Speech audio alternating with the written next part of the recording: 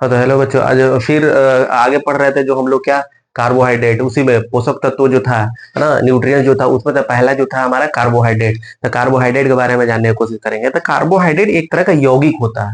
तो कोई पूछेगा कि इसका यौगिक होता है, तो बोलेंगे कार्बन, हाइड्रोजन एंड ऑक्सीजन के संयोग से बना एक यौगिक है, जिसका रेशियो कितना होता है। कार्बन, हाइड्रोजन और ऑक्सीजन का पूछेगा रेशियो कितना होता है, तो याद रखना है 1:2:1 होता है ना। ध्यान रखना, ये इसी रेशियो में ही पाए जाते हैं कार्बोहाइड्रेट।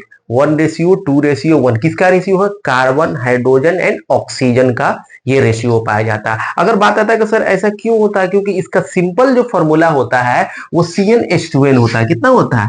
CnH2nOn होता है ना। ध्यान रखना। तो अगर हम कार्बन का, हाइड्रोजन, ऑक्सीजन का लेंगे तो कार्बन का कितना नंबर है? N है रेशियो, फिर हाइड्रोजन का 2n है, फिर ऑक्सीजन का n है। तो ये कटेगा तो कितना रेशियो आएगा? 1:2:1 आ जाएगा। तो इसीलिए बोला गया है कार्बन, हाइड्रोजन, ऑक्सीजन का रेशियो कितना होता है कार्बोहाइड्रेट में? 1:2:1 पाया जाता है। तो पहला पॉइंट। अगर हम बात करेंगे कि ये जो हमारा कार्बोहाइड्रेट होता है ना, स्वाद में क्या होता है? मीठा होता है ना। ध्यान में रखना।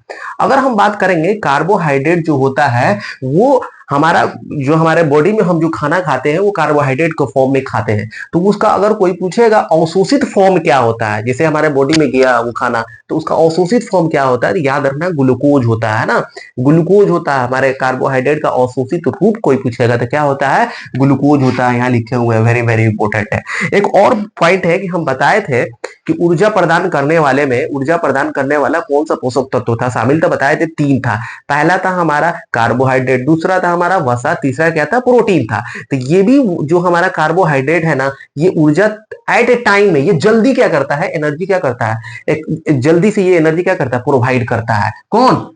कार्बोहाइड्रेट। तुरंत तुरंत एकदम हमारे बॉडी में गया और तुरंत क्या करता है? जल्दी से क्या करता है? एनर्जी हमारे बॉडी को प्रोवाइड करता है।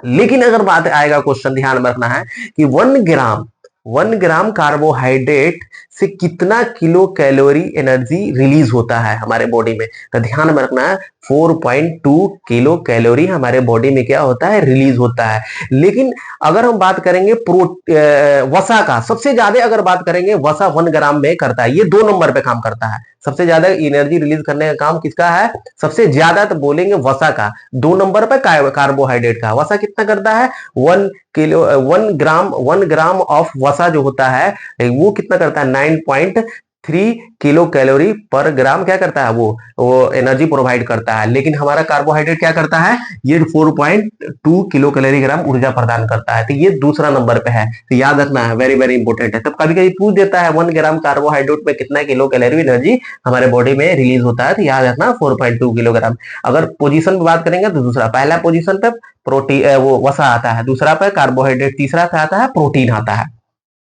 तो ये हमारा पॉइंट होगा। अगर हम बात करेंगे इसका बेसिक यूनिट क्या होता है ना, कार्बोहाइड्रेट का कोई पूछेगा बेसिक यूनिट क्या होता है, तो बात करेंगे सैकेराइड होता है। बेसिक यूनिट क्या होता है? सैकेराइड।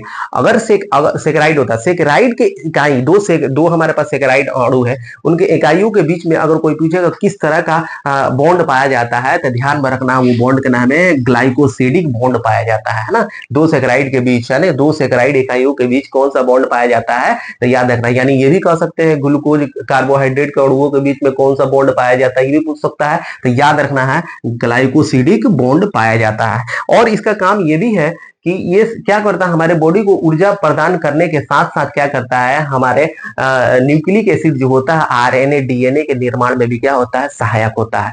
जिसके वजह से क्या होता है? हमारा अनुवांशिक गुणों को भी ये क्या करता है? एक पीढ़ी से दूसरे पीढ़ी तक ले जाने में ये सहायता करता है। कौन? कार्बोहाइड्रेट। तो जेनेटिक चीज का ट्रांसफर किसके थ्रू होता है? तो कार्बोहाइड्रेट के थ्रू होता है। तो ये भी पॉइंट को याद रखना है ना। अनुवांशिक गुणों को क्या करता है? एक पीढ़ी से दूसरे पीढ़ी तक ले जाने के काम करता है ना। और ये क्या करता है? विटामिन सी का फॉर्मेशन करता है। हमारे बॉडी में विटामिन सी का भी क्या करता है?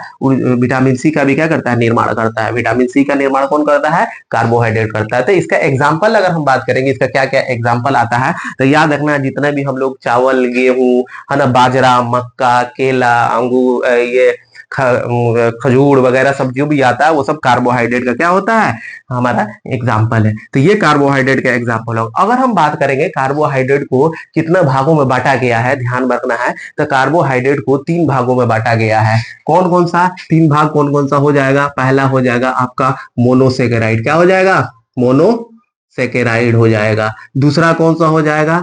डाई हो जाएगा, है ना, डाई सेकेराइड हो जाएगा। तीसरा क्या हो जाएगा? पॉलीसेकेराइड, क्या हो जाएगा? पॉलीसेकेराइड हो जाएगा, है ना, पॉलीसेकेराइड।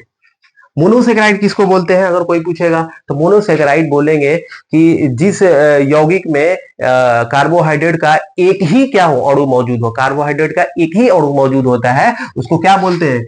कार्बोहाइड्रेट का एक ही अणु क्या होता है? एक ही अणु होता है, उसको क्या बोलते हैं? कार्बोहाइड्रेट का एक ही अणु होता है, उसको क्या बोलते हैं? मोनोसेकेराइड बोलते हैं। डाइसेकेराइड किसको बोलते हैं? जिसमें कार्बोहाइड्रेट का 2 अणु मौजूद होता है, कार्बोहाइड्रेट का 2 अणु क्या होते हैं? मौजूद होते हैं, उसको क्या बोलते हैं? उसको डाइसेकेराइड बोलते हैं। और पॉलीसेकेराइड किसको बोलते हैं?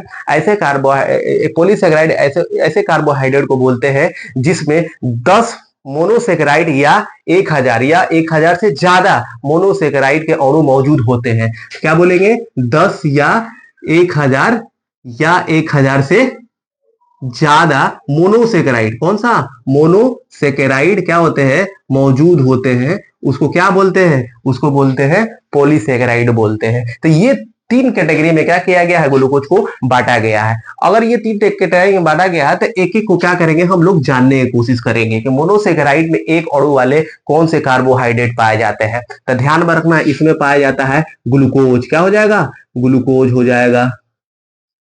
दूसरा क्या होगा? गैलेक्टोज हो जाएगा,